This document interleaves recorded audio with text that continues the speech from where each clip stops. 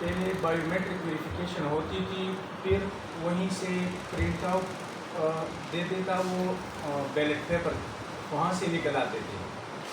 اس کی ویریفیکیشن کے بغیر کوئی ووٹ اگر ڈال دیا ہے تو وہ غلط ہے، کیونکہ ان کے پاس کوئی لسٹ نہیں تھے. پوری پاکستان ایک پولنگ اسٹیشن تصور کی جاتی تھی، آپ نادرا کے کسی دفتر میں بھی جا سکتے تھے.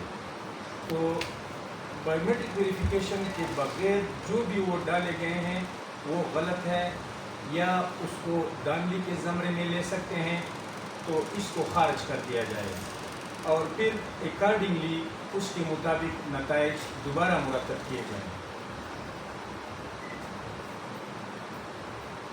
اب ایک اور بات ہے کہ بہت پہلے عرصے سے پی سی کے چند گروپ، جس کو ہم مافیا کہتے ہیں، جس نے پاکستانی کونسل پر قبضہ جمایا ہوا ہے اور باری باری یہ لوگ آتے ہیں، ان گروپوں نے سسٹم کو بہت سبوتاش کیا ہے.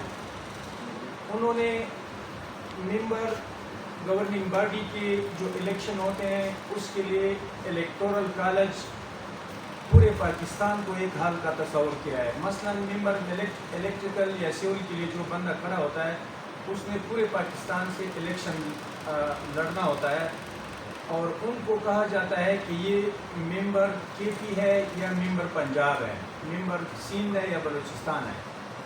تو ہم یہ کہتے ہیں کہ جو ممبر جس صوبے کا ہے اس کے لیے الیکٹورل کالج وہی ریسپیکٹیو پروونس ہونا چاہیے. میرے صوبے میں جو الیکشن ہوئے کے پی میں، یہاں پہ ہمارے 2 امیدوار ممبر سول کے، ہماری 2 سیٹیں ہیں کے پی کے گورننگ باڈی میں، ان کو نام دیا گیا ہے ممبر کے پی سیول، اور اس کے ہار جیت کا فیصلہ سندھ میں ہوا، کیونکہ یہاں سے ہمارے ممبر جیت گئے تھے دونوں. جب ادھر سندھ سے ووٹ پڑے، اب یہ بھی ان کو انکوائری کرنا چاہیے، زیادہ تر جو بایو میٹرک کے بغیر ووٹ پڑے ہیں وہ سندھ میں پڑے ہیں. تو میرے صوبے سے جو ہمارے کے پی کے انجینئرس تھے، انہوں نے ہمارے ممبر سیول کو کامیاب کرایا بھاری اکثریت سے. لیکن جب پورے پاکستان میں جا کر ادھر سندھ تک ووٹ پہنچ گئے تو وہاں جو وہ کاؤنٹ آ گئی تو اس نے ہمارے اپنے جو جیت ہے اس کو ختم کر دیا، بلکہ دوسروں کو جتوا دیا. تو اس طرح میرے ممبر سیول کے پی کے ہار جیت کا فیصلہ سندھ نے کیا، میرے کے پی کے انجینئرز نے نہیں کیا.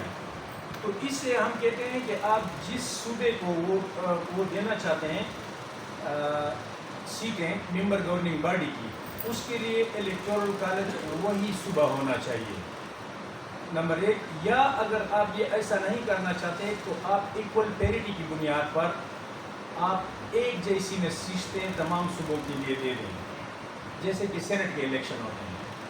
تو یہ 2 ہیں، لیکن یہ ان گروپوں نے پہلے یہ اس طرح تھا کہ اس کا اپنے صوبے سے انتخاب ہوتا تھا، تو انہوں نے اس میں امینڈمنٹ کیا ہے. ہم اس کو دوبارہ ختم کرنا چاہتے ہیں کہ یہ سلسلہ آگے نہ بڑھے نیکسٹ الیکشن میں.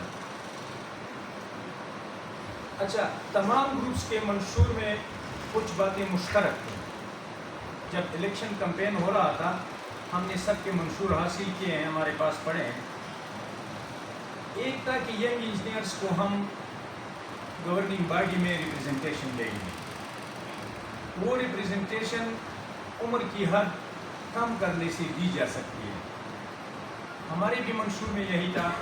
اب جو لوگ یہ الیکشن میں کامیاب ہو چکے ہیں، جو چیئرمین اور دوسرے گورننگ باڈی آئیں گے، تو ان کو سب سے پہلے یہ قرارداد منظور کرنا چاہیے کہ گورننگ باڈی کے ممبر کی عمر کی حد ہم نے کم کر دی ہے، اور اتنا کم کر دیا ہے کہ ینگ انجینئرس اس میں پارٹیسپیٹ کر سکتے ہیں، کیونکہ یہ ہمارے انجینئر کی کل تعداد کا 70% سے زیادہ حصہ ہے، جس پہ حکمرانی 30% لوگ کر رہے ہیں. ان کا گورننگ باڈی میں کوئی حصہ نہیں ہے. تو یہ ان کو چاہیے کہ اپنا وعدہ پورا کریں.